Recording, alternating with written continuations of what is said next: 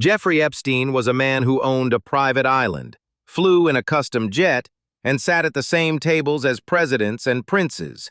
But beneath the luxury was a psychological predator who didn't just break the law, he hacked the system. While the world focuses on the list of names, we are looking at the list of traits. Today, we decode the Dark Triad. This is the psychology of Jeffrey Epstein. Epstein's ability to move through elite circles for decades points to what forensic psychologists call successful psychopathy. Unlike the Hollywood version of a serial killer, a high-functioning psychopath has a mask of sanity. They are charming, articulate, and completely devoid of empathy. In psychology, Machiavellianism is the art of manipulation for personal gain. Epstein was a master of strategic complicity. He didn't just meet powerful people, he entangled them. By inviting elites into his inner circle, he created a psychological buy-in.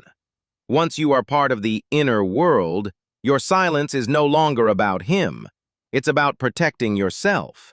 He used social capital to build a wall of protection that made him feel untouchable. He wasn't just a criminal, he was a human interest broker who understood that in the world of the powerful, a secret is more valuable than gold. Epstein had a strange obsession with evolutionary psychology and transhumanism. He reportedly spoke of wanting to seed the human race with his own DNA, a sign of extreme narcissistic entitlement. In his mind, he wasn't just a man, he was a genetic visionary who deserved to live by a different set of rules. This grandiosity allowed him to justify his predatory behavior as natural selection.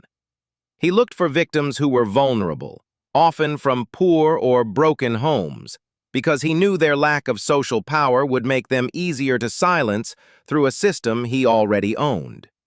Even in his final days, Epstein remained a master manipulator, reportedly telling jail psychologists he was too much of a coward to end his own life just weeks before he was found dead. His life was a house of cards, built on the psychological weaknesses of those around him. Jeffrey Epstein proves that when wealth meets a total lack of conscience, the result isn't just a crime, it's a social psychopathology. What do you think allowed him to hide in plain sight for so long? Let us know in the comments. Subscribe to the Celebs Mindset as we continue to expose the minds that shape and sometimes break our world.